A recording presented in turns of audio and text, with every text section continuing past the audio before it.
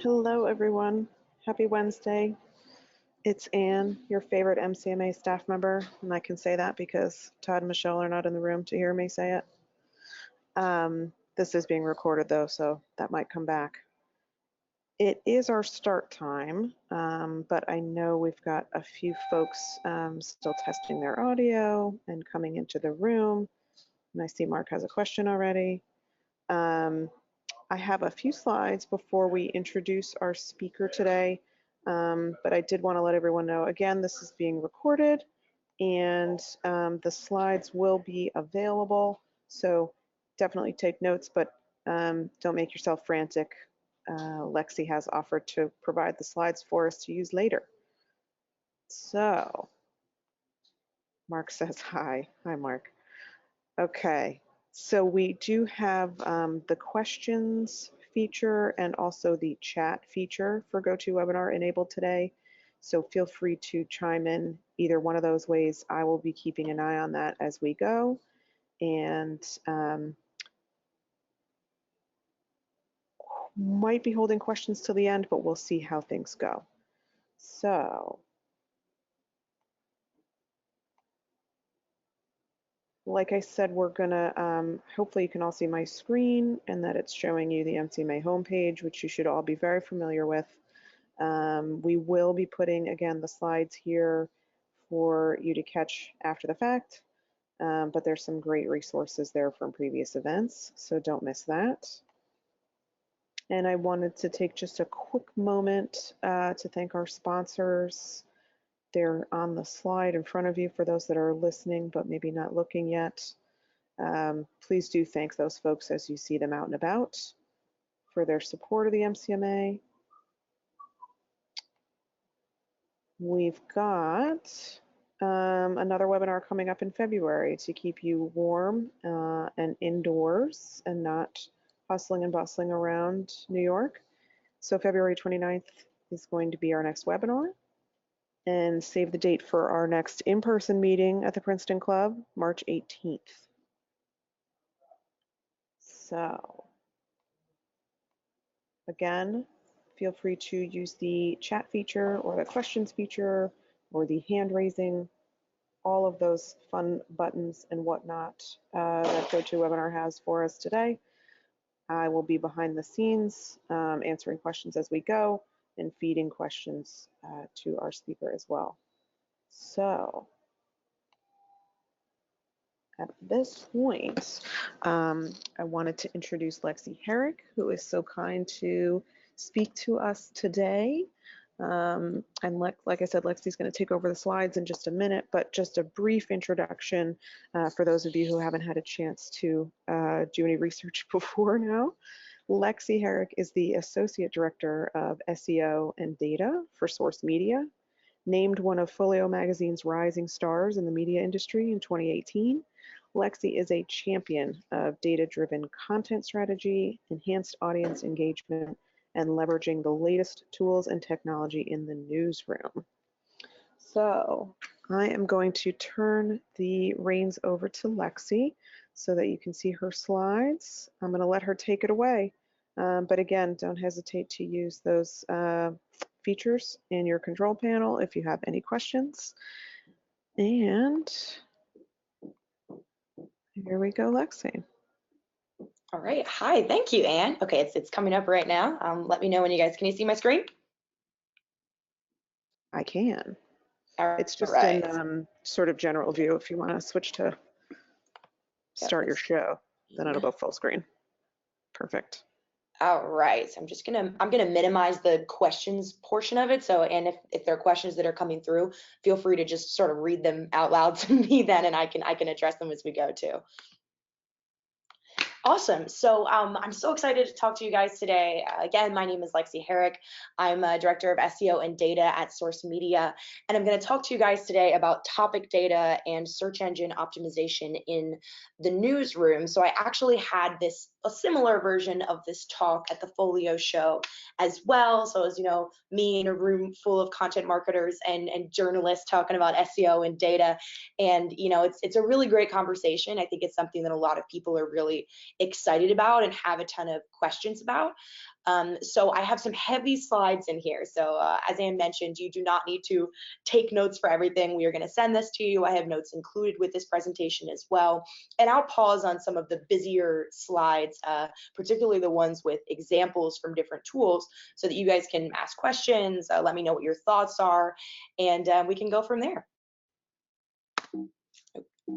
Sorry. There we go.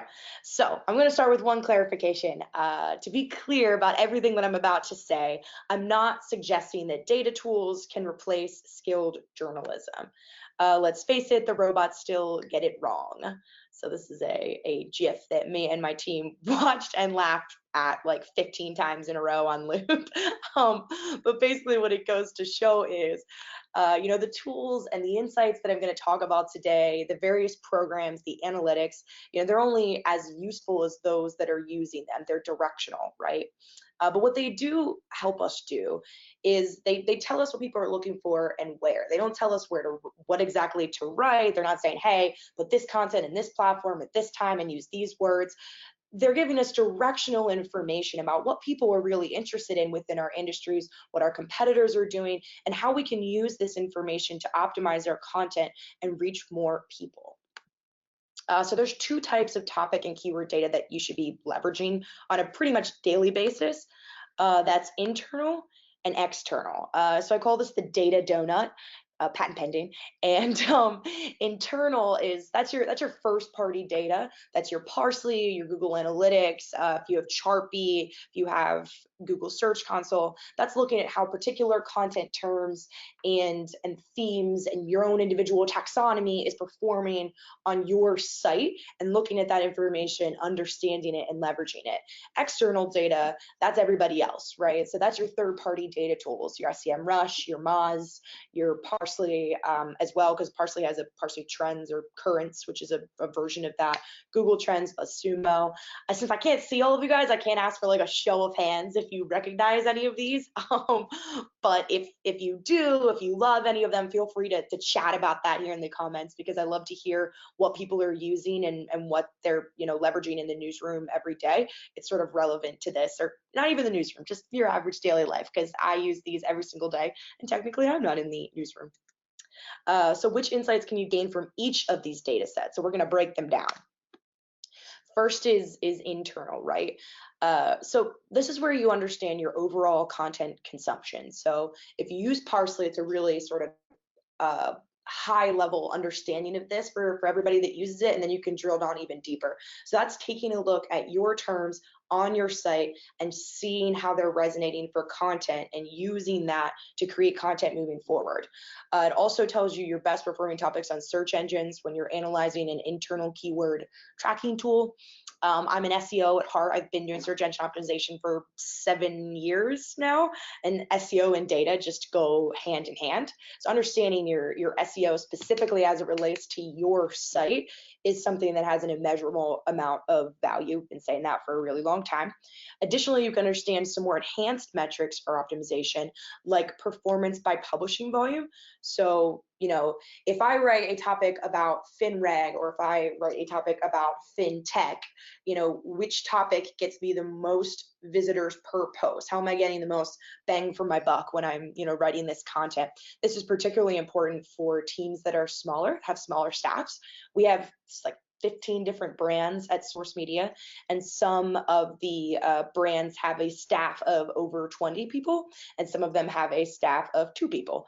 So your difference in resource really goes into what you can put out there and how efficiently you really need to spend your time. So analyzing your internal data thematically and from a topic standpoint, that's how you figure out those insights, and you start to understand more what you should be writing and at what frequency from a strictly data perspective, from what your audience is telling you, right? And then additionally, there's opportunities for cross-brand trends. So if you are like me and you manage a number of different properties at your organization, it's useful to have all of that information in one place, because you can identify where there are opportunities for cross-promotion, cross-publishing, syndication, things like that that are maybe harder to see when you're looking at them from just a asset by asset basis, but maybe a little easier when you look at it thematically. So this is just an example of what some of those reports would look like for internal data. So this is the tag data that I was just talking about, where you're seeing sort of, okay, when I write about this topic, do I get more engaged minutes? Do I get more visitors per post? Sort of where is the efficiency coming in? Over here, you can see what those topics are. And we have these dashboards where it allows us to identify these sort of ultra sticky topics within our first party data. So just directly from your audience saying, hey, this is what I'm interested in. And also you can look at it from like a surge perspective too. So this is what I'm interested in more so this month than we were last month, right? Then over here is the breakdown of that just from a search perspective, because as I said, I'm not going to negate the value, specifically looking at looking at your search engine optimization data. So I do want to pause here because this is a lot. Internal data and then some examples of it before I move on to external data. Does anybody have any questions or thoughts or maybe even examples of ways you guys have used this? I don't know if there are questions. And do they come through in the chat box? Is that how this works? Or do people talk? Yeah, and I don't see any so far. So I think we're on the right track.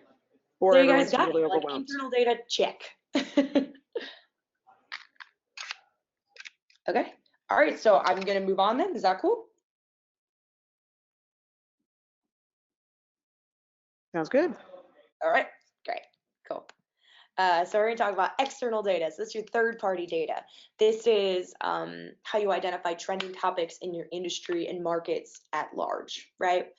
So this can be as high level and as free as looking at Google Trends, or it can get as in the weeds and in depth as looking at SEMrush and Moz and Ahrefs and, you know, more in-depth sort of SEO tools that are really going to give you the breadth of what's going on in the industry, on search engines and via your competitors, right?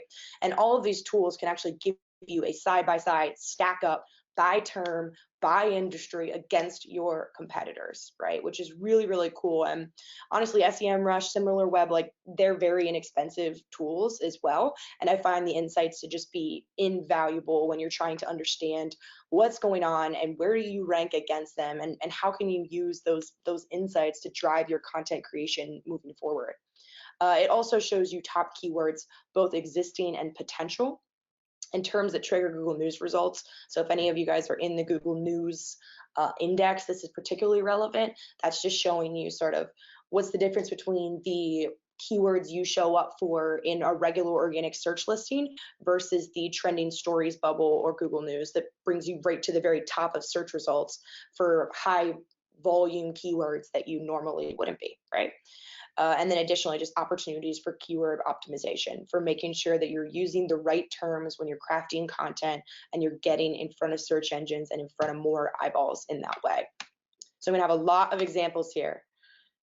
We're coming up here. So I'm gonna show you how you can use topic and keyword data to inform every stage of content creation, right? So we have research and ideation, composition and optimization, and then promotion and recirculation. So first is research and ideation, right? That's finding opportunities. So it's identifying areas of striking distance in search results via keyword rankings and competitive research, which I'll show you an example of in a moment. It's isolating terms that your brand services on for Google News, as I just mentioned. And it's also just topic discovery. It's keeping a pulse on high traffic new keywords to target. I think that there's a tendency, particularly at trade publications and niche news, you know, we've been in the business for a really long time. We're like, hey, we cover these 5 things. That's who we are. That's what we do. I got a grasp on it. Cool. And you know, that's a lot of sort of what I see at SourceMedia as well. I mean, we've got everything from bond coverage to banking to personal finance and wealth management and health and data and technology. And so there's just sort of like a wide range of it, and everybody kind of has their corner of understanding. But one of the things that I know that the editors and the journalists here have really valued is the opportunity to kind of take a step back from that and say, okay, well, what does this look like in practice? Are there opportunities outside of this that I can use to inform my ideation around content, that I can use to optimize what I'm putting out there and what I'm covering? And we found some things that were very surprising, some things not, right? Sometimes they look at it, they're like, yeah, I got it. I know when I write about that, okay. But then other things, they're like, wow, like I didn't even know that was, that had such a high search volume, or I didn't even know that does so well on social media. And this is the kind of thing that you can learn when you're using these insights early on to understand where content could go or where there are opportunities. So here is where the busy slides are. And I do this because I want to show you guys specific examples. I'm a huge fan of conferences and webinars and all things learning. And one of my biggest pet peeves is when I go to the conferences and they're like, you can do all this great stuff. But I'm like, okay, well, how? Like, what does that even, what does that look like if I get this tool? And I'm really big about the how, and that's one of the reasons why you guys will get this deck when you walk away as well. But here's the striking distance is what I was trying to show you. So what this means is, and it's an SEO term, so to speak, but basically when you show up on, okay, imagine you're Googling something, right? Say you're Googling the word, I have it sorted by striking distance right now, but say you're Googling Tax Cuts and Jobs Act for God knows what reason. And this is for our accounting site. When you Google that, everybody always clicks on the first 3 results. I think it's actually something like 75% of all clicks go to the first 3 results on Google. And that's not even including the SERP rich snippets, which are something like trending stories, or the map pack, which is where is this located, or maybe it's images or video. There's different things depending upon what the query is. But it just makes it even more competitive now in search engines for your result to be clicked on if you're in something like position 4 through 10, right? That said, if you're in position 4 through 10 in Google, that also means you're so much closer to ranking for that term than you might know if you're only looking at your internal data, because your internal data is only going to show you what you're getting clicks for already, right? So it's going to show you where you are for position 1, 2, and 3, because you're already getting clicks to that content. You're going to see it coming through in your analytics. You're going to say, hey, we're rocking in search for these terms. That's awesome. But then you're not going to be doing anything to support these terms, which are so close, and maybe with a couple of links and a little additional social sharing and backlinking and internal linking, you might be able to push them to positions 1 through 3 and start getting traffic. So that's why looking at striking distance is super important. And in tools like SEMrush, you can sort specifically by that. So they know basically what this strategy is a tale as old as time, right? We're close to something, we're almost there, let's do something about it. But you can't gain that information, you can't really understand what the value proposition is unless you're looking at external third-party data at this stage and understanding that you're close, you're almost there, but you're not going to be seeing that in your internal data just yet. Over in the right here is Google News. So I just mentioned that a second ago. If you're in the Google News index, you'll know that it's in the SEO world as well. It's kind of like this black box. We don't get a ton of information about Google News, about what triggers a Google News result, about what makes you show up for trending stories. And the reason for that is because Google doesn't want publishers to manipulate news. In the age of fighting fake news and all of that, I totally understand why that would be important and relevant. That said, there are ways that we can try to understand where there are opportunities for us to drive Google News, right? If you look at this example here, to show up for BB&T is it's $1 million search term, right? We're not going to show up for that every single day. Same with Wells Fargo. It's a 16 million volume here search term. So that means that 16 million people a month is monthly search volume, is how I calculate search volume in the SEO world, are searching for this term, right? And depending upon our coverage, we can show up for Wells Fargo, but it's sort of trying to understand what that looks like, right? And this is what you do, is you just filter with an advanced filter by those search queries that have the news pack, right? Because not all queries do, only those that inspire news attention get a news pack in Google search. And this is how you can do that. So, it's not an exact science, but it's at least directionally being like, okay, I know we're about to, publish some bigger stories. We're looking for some traffic. Where do we know that we can instantly rank for a term that's going to get us thousands of hits a day? And that's how you do that. It's by looking at your Google News. It's by investigating your third-party data in search engines. Additionally, down here, just some competitor stuff, right? So I compared financial planning, which is a site of ours, to their #1 competitor, investmentnews.com. And you can see for each individual term, any term that you want, how many people are searching for it per month, and where you're showing up compared to your direct competitors. So again, if you wanted to do this in the inverse, you can see where your competitors are showing up that you're not. You can see where you're winning and where you're losing. You can get ideas for what your competitors are doing and covering and targeting that you might not be. And it's all very simple and sort of packaged up right here. Okay, do we have any questions? Jump in. Yeah, this is a hot one. Everyone's excited about this. I have a lot of questions about these third-party tools. So can you talk a little bit more about this one that you're using and maybe some of the other ones that are out there and sort of how folks might approach choosing a sort of external data tool? Yep, for sure. So I'm just going to go back to the outside of my data donut here, or data bagel, I don't know, whatever you want to call it. But so here's some examples of those external tools, right? The one that I'm using to show you guys most of these examples is called SEMrush. That's my personal favorite, but there are many, and they're of various costs, and they have various capabilities. But the way that they work, and I remember when I brought SEMrush to SourceMedia, everybody was like, okay, what do we have to get signed? We're releasing data.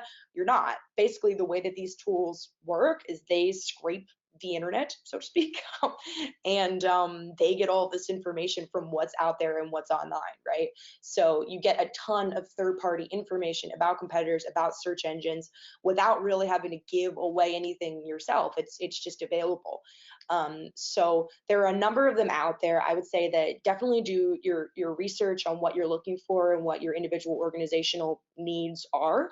But if you search for SEO tools, free SEO tools, I would say like cost-efficient SEO tools, you're going to see these. These are sort of the main players. It's SEMrush, it's Moz, it's Ahrefs. SimilarWeb is another one that's just a really great competitive tool. It's not as hyper SEO focused, but it's also really valuable. BuzzSumo is more social media focused. I'm going to show a few examples of that next after I move on from SEMrush.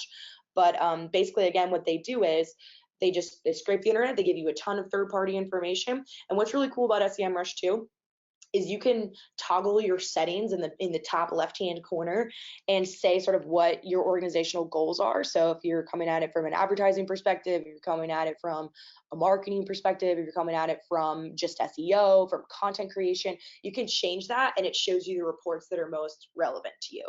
So it's over the years at the beginning, they sort of started out very like, you got to be an SEO to know what the heck's going on in these programs, but they're not like that anymore at all. I would say that they're much more conducive to the average content marketer that just really wants to learn some awesome stuff. So yeah.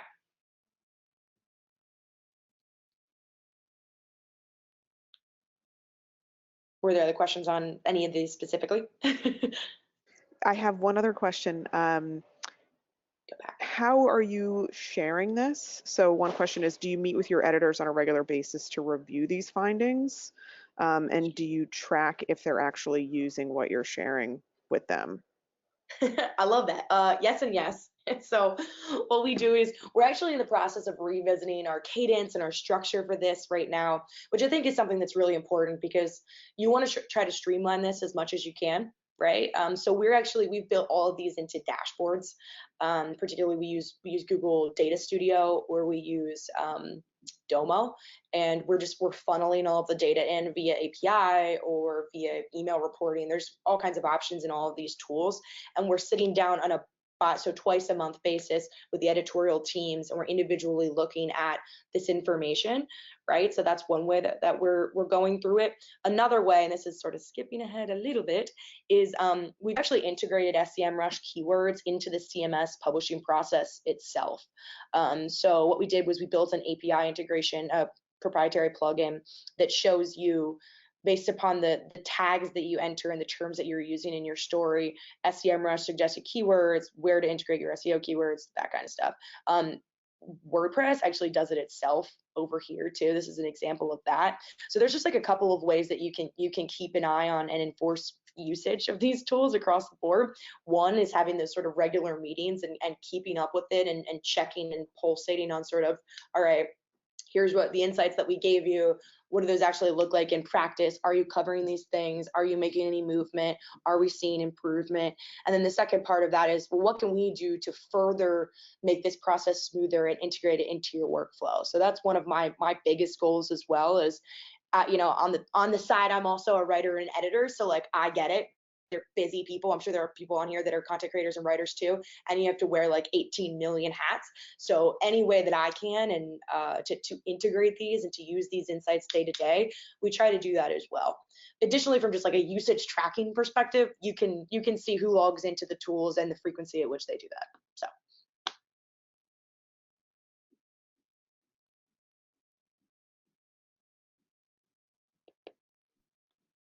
Yeah, are there any other ones?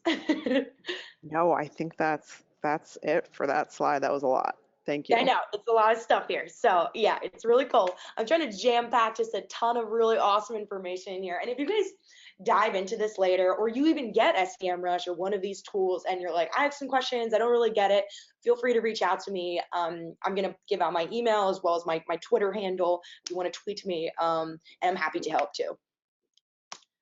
Okay, so as I just said that, I'm going to show you a couple of other tools as well outside of SEMrush or search engine tools if that's not exactly what you're looking for. And these are just very much high level topic ideas. So these are all from BuzzSumo. If any of you use BuzzSumo, BuzzSumo is social media driven as opposed to SEO driven, which I think is really, really valuable. It's good to look at topic data from a channel perspective, because how you might perform and what you might be an authority for in search engines could be completely different from what you are in social media.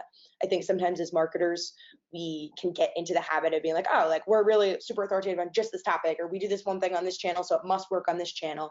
And that unfortunately isn't always the case.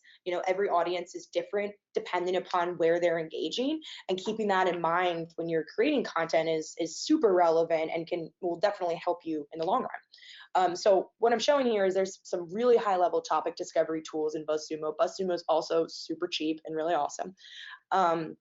We have it set up all the time. We have content feeds set up in Slack. We've got all kinds of cool stuff that you can use for BuzzSumo. But basically, you type in a term and it shows you all of these suggested terms. So it's suggested content that's associated with the term that you entered based upon social media sharing, which is super cool. These are just ideas for that as well. They even will show you questions that are asked on Quora.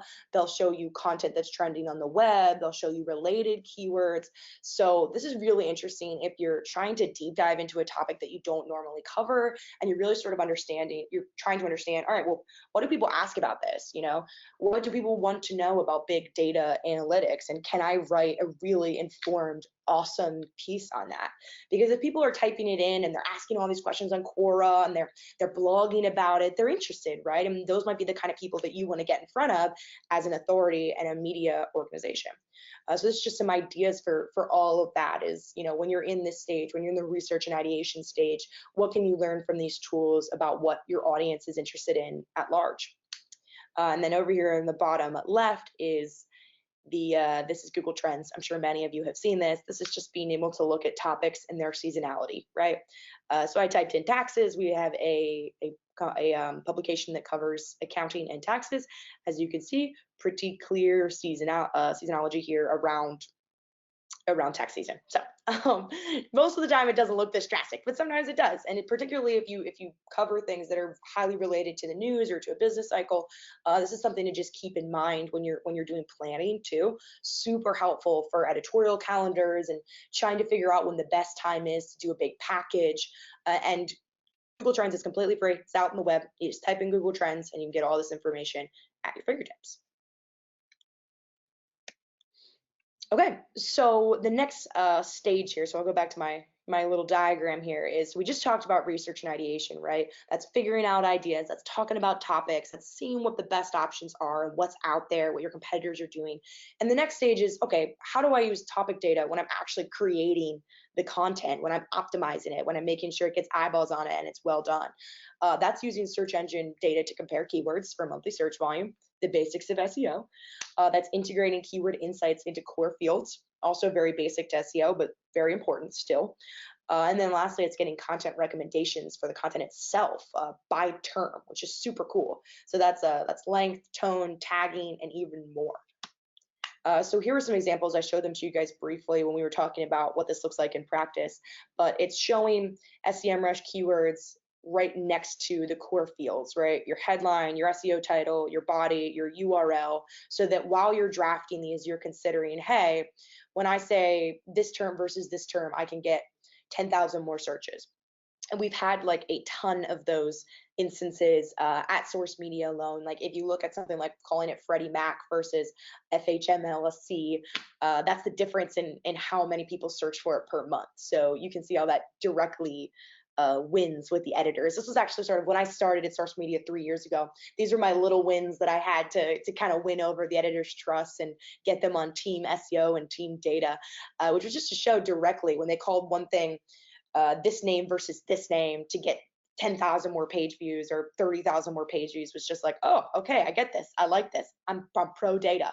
And I'm like, yes. So now they're pro data, which is awesome. So this is a good way to do that. And it's a pretty basic SEO data topic level understanding.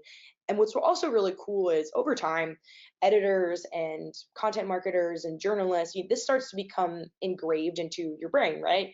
You start to understand it. I call it like an SEO dictionary. So you have this arsenal of knowing, like if I'm National Mortgage News, which is one of our publications, when I say housing bubble, we always get a ton of search traffic. When I use this term versus this term, it's better for SEO. And when I hear them, saying these kind of things in meetings, it's super awesome because that's the practice of it, right? So that's showing that these insights are working and that they're using these tools, and that you become even a little bit less reliant on them over time because you start to learn it yourself for what you publish day to day. Over on the right here, this is just an example. This is from my blog of the WordPress integration, because I realize not everybody's going to build a custom plugin for your CMS, but they're available if you use WordPress, right? And there are plugins that integrate directly with SEMrush. That's what this one is.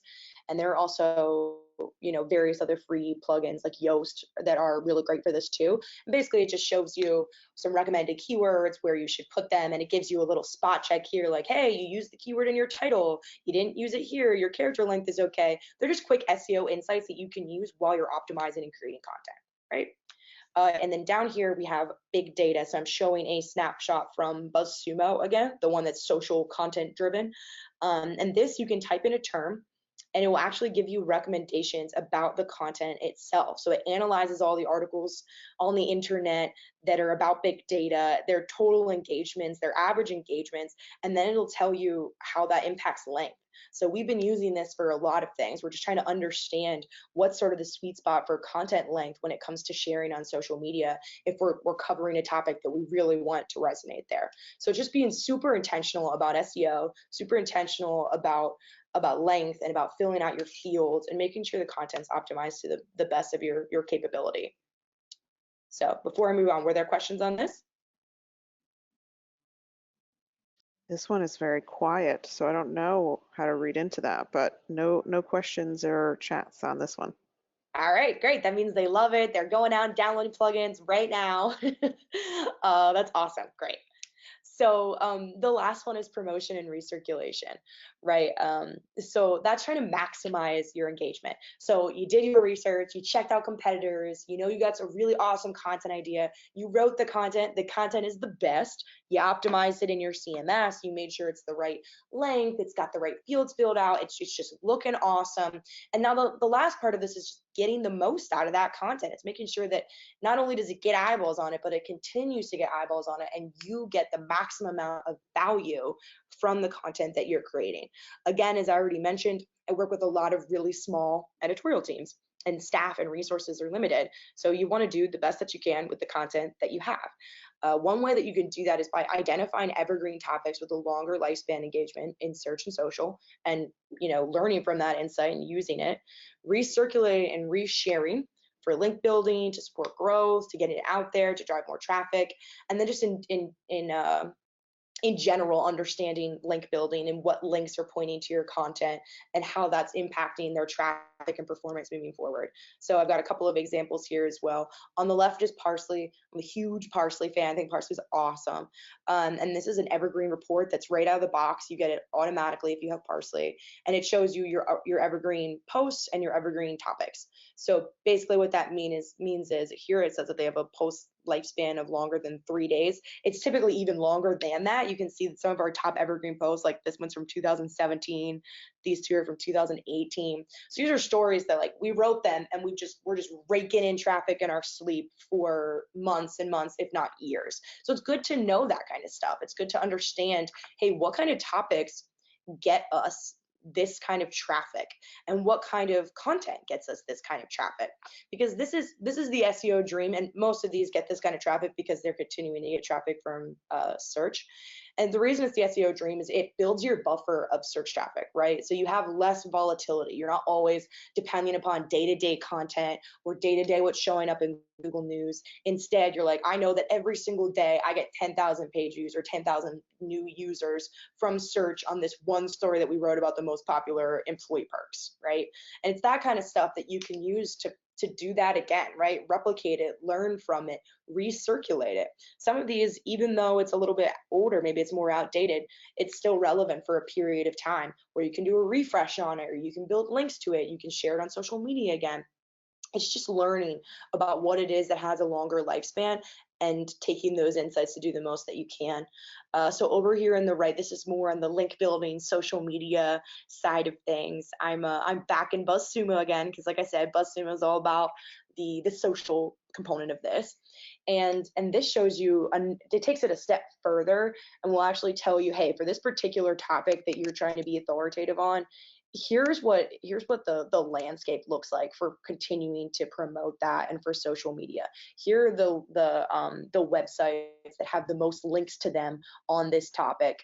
Here's what engagement looks like per network on this topic. Here are the top influencers, the people out on Twitter, out in social media that have the most authority about this topic.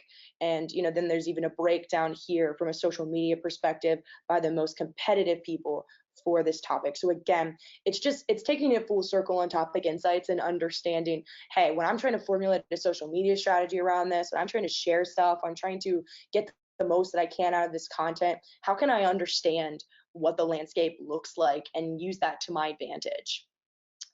So before I'm arriving here at my conclusions, I know this is a lot, so I do want to pause here as well, see if you guys have any questions about evergreen content, recirculation, or understanding sort of social media opportunity by topic. We do have some questions on this one. All right. There was a question, I don't know if it was this slide or the previous slide. It says on the bottom right, are the bars showing the length of the story? What's the axis It's there? this one. Oh, Yeah. engagement. Okay. Yep. So it's average engagement by content length, right? So it's saying the average number of engagements from social media, right? So like if you toggle right here, which I can't because it's a screenshot, it actually breaks it down by the individual social media networks. So it'll show you like Facebook, Twitter, Pinterest, whatever. Break it down by that too. But what it's trying to show you is like, hey, content for this topic that's written between 1,000 and 2,000 words gets the most shares. Like that's like the sort of the sweet spot for what people are sharing. I will say that sometimes as a rule, I usually see these go up a little bit. Like it tends to be that if you have a longer story, people share it more. And it might be, my hypothesis is that often if you take the time to engage, like truly read and engage with a long piece of content, you're probably more likely to share it because you're really engaged and you really like it. But why that's valuable to see it in this way is you can say, hey, I don't need to write 10,000 words to get my maximum average engagement on social media. I just need between 1,000 and 2,000. Totally doable. That's great. It's just an insight that you can take away to understand the scope of what's resonating in social media from a length perspective by topic. All right, and this one was prefaced that it might be kind of out there, but do Okay, you like or your editors ever create or sort of test out new keywords or acronyms to see if it picks up anything measurable? All the time, for sure. All of this is testing, right? Like all of this is you gain insights and you see how it works and how it does with your audience. It's a lot of trial and error and a lot of learning. So we definitely have many times been like, hey, why don't we take a shot at this keyword and see what happens? Or why don't we go for this topic and write more about it than we're normally writing about it? Those are things that we're constantly learning. And sometimes it works and sometimes it doesn't. And I will definitely preface by saying search engine optimization takes time. You know, it's not something that you're just going to get like immediate dividends on all the time. You definitely can get quick wins, like I was mentioning back here, quick win, or when you're looking at traffic from Google News, quick win. But most of this stuff, this kind of stuff, that takes time and effort, and it takes you being willing to test and being willing to stick to a path for a little bit, and then continuously measure and check in on your progress and understand where you're at. Right? So the answer is yes, totally not out there at all. Awesome question. And it's something that we do and that I think everybody should do when you're experimenting with topic data.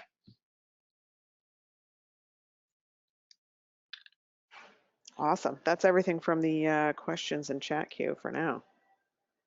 Okay, cool. Well, I've got my conclusion slide right here. And as I had already mentioned, I'm on Twitter. I love tweeting. So if you want to ask me a question on there, or you want to grab a slide and be like, hey, this doesn't make sense. What does this mean? I'm totally there to answer questions. And I love that. Additionally, there's also my email address if you want to shoot me an email with questions as well. And we're going to shoot out this presentation too. So I hope you guys learned something new today. And thank you so much for having me. Thank you so much for joining us. I'm actually going to unmute. Somebody has a question. I'm going to, oh, actually, no, she just typed it. Okay. Oh, Can you talk a little bit more about how to access the Google News search results? yeah, for sure. I know you said that was a bit of a black box, but Is a black what are box. some of the options? So 100% is, and it's one of those things where it's just every effort that we can to avoid the whole, hey, yay, we got Google News, which is pretty much what it looks like. Like you just get a random spike, and you're like, well, I mean, I don't know why, but this was nice. And what we're trying to do is everything in our power to understand those spikes and see if we could the word manipulate sounds negative, but recreate them and make them more regular, make them something that we can at least sort of try to understand. So the way that I do that is when I'm in any one of the SEMrush views, you can always add an advanced filter. So when I add an advanced filter, I add SERP features. So I had just talked to you guys about SERP features. That's like the map pack, that's images, that's video. It's everything that's a little bit different looking and rich. It's a rich snippet. In the search results. So news, which I'm sure all of you are familiar with, is when you type in a query that is news related, you'll get a bucket of stories. Like there's 3 stories usually that fits in there, or it varies based on like your device. So if you're on mobile or desktop, it might look a little different. And that's where like 3 stories just instantly pop up to the top of the result. So what I want to do is I want to look at only the terms that I have that SERP feature available. So that doesn't even necessarily mean that I'm 100% going to rank for it, but it does mean that I can at least see that I have a shot. And I will say that the higher up you are already for that query, the higher it seems like your likelihood is of ranking for Google News in this this little feature bucket. A couple of other quick Google News tips because I think it's so interesting. When you have a big story that, let's say that it's something that's super trending. I'm not going to say Donald Trump because that's not a good example, but like a really important legislative passes, right? And it's super relevant to your industry, but it's also pretty relevant to consumers and like people at large. The day that story breaks, this number is going to surge to like 2 million or whatever. We'll say that that's the scope of it, right?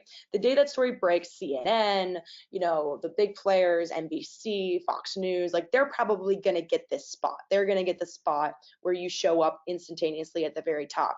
But if maybe you stagger your coverage because you have a full analysis, it's pretty specific to your market, and you decide to publish that story the next day, you might have a higher likelihood of showing up for it. So it's things like that to consider, and we try staggering that too. We do the same thing if we're doing a 2-part package, right? So if we're writing a big story about Wells Fargo and it's 2 different assets, we might stagger when we launch them so that we have Wells Fargo show up in that bucket for a little bit for the first story, and then we release the second one and it shows up for the second story. So it's just trying to be really intentional about that bucket, because it's something that can get you in front of, like, we literally in a single day have had 500,000 hits come in just from showing up in that bucket for a high volume keyword.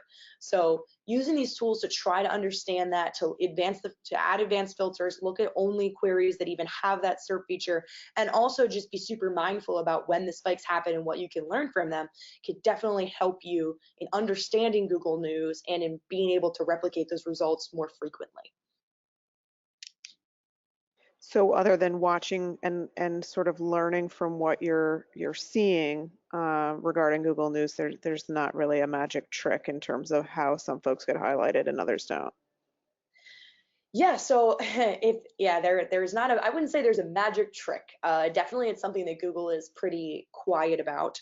But I will say that in the world of SEO, there have been the last couple of years, via the hand of publishers and in largely Wall Street Journal, some of the bigger publications have come in and sort of said, hey, Google, you're stealing our advertising revenue. You've got strict rules on everything for SEO. Like, come on, can you throw us a bone? Can you help us out here? And one of the ways that Google has been doing that in the last couple of years is they're trying to build more tools for publishers. So they recently redid the Publisher Center, which is what controls Google News. We're in the process of a full audit of that right now. They've added some additional integrations with Google Analytics, so you can start to get a little bit more insight into Google News specifically. They're trying to do some things for publishers to make this a little bit less of a black box, but it always will be for the reason that I already stated, which is that they don't want us to be able to manipulate it too much, because the idea is supposed to be the best news story gets the spot, right? So what you can really do is you can monitor, you can take a look at how things are performing. You can optimize based upon high volume keywords, because these are the same sort of metrics that they're using in the stories index. And then you can also, within your keyword software tools, filter by this particular SERP feature, see how that differs from your regular results, and use those insights to inform what you do moving forward. Do some testing and see what happens. Awesome, thank you. I know you told one story about this earlier, but do you have any other advice for folks who may be data resistant, how to win folks over? Yeah, for sure. Well, first you just, you show them this GIF and you tell them, hey, we get it. The robots can't do all of this on their own. They need us because that's instrumental in this.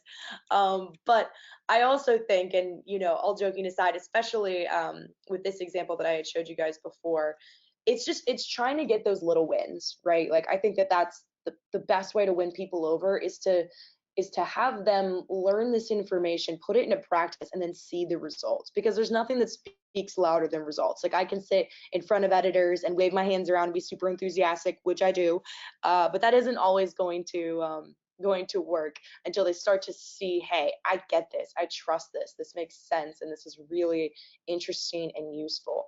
The other way, and I mentioned this as well, is however you can integrate this into their process, I find that adoption is much higher. So if they're not having to go out and individually dig through different tools and softwares, but rather they have a specific dashboard, or they have a specific report, or it's straight up in the CMS, adoption for all of this is just increased so much, because they're excited and able to see it really, really quickly, and it doesn't seem like such a burden to do this. So that's definitely a part of it as well.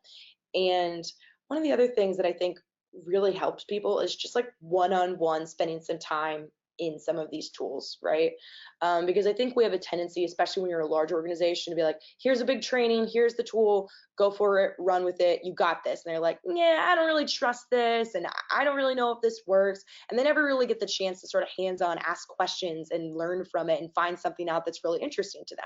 So I'd say also for data resistance, is just taking the time to sort of show people how this works and play around with it a little and get creative, because there are so many insights. And I think that once you're into that, it becomes so surprising and so interesting that maybe that hooks you a little bit. And then once you get the hook, you build the trust, you integrate into the workflow, and you sort of have your trifecta approach to getting someone that might not be naturally apt to this to be on board. Awesome. I love that question. One last one in the queue is, can any of these tools that you showed us today, can they, and maybe the other question is should they differentiate between mobile traffic versus desktop? Are people still looking at that? So yeah, that's a great question. I would say yes and no, right? When you're looking specifically at search engines, almost every site right now is on a mobile first index. So it's going to default to that in all of these tools anyway. They know that. They're trying to go by the majority. They're trying to mimic the behavior of Google as much as possible. So I don't think you have to worry about toggling between devices when you're looking at Google. At one point in time, that was definitely a thing. They were actually completely different indexes. They weren't the same. It was important to look at mobile versus desktop keywords, but it's not anymore at this point. You should just look at search as a broad channel when you're thinking about keywords. That said, that's the outside of the donut. When you're looking at internal, I do think that mobile has relevancy. And I think it has relevancy particularly when you're thinking about UX and about how your different content and different topics and different thematic sections of your site are displaying and resonating for one view versus another, right?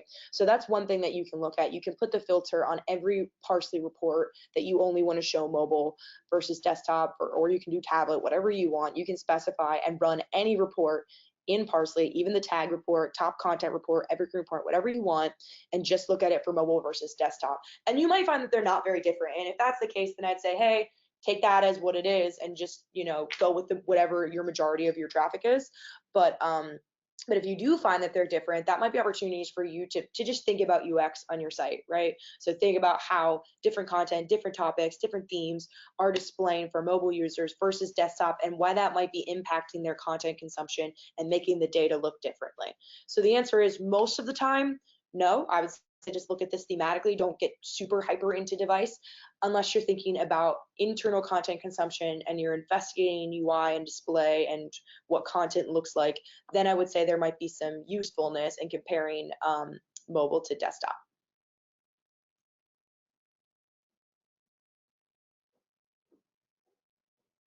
Okay.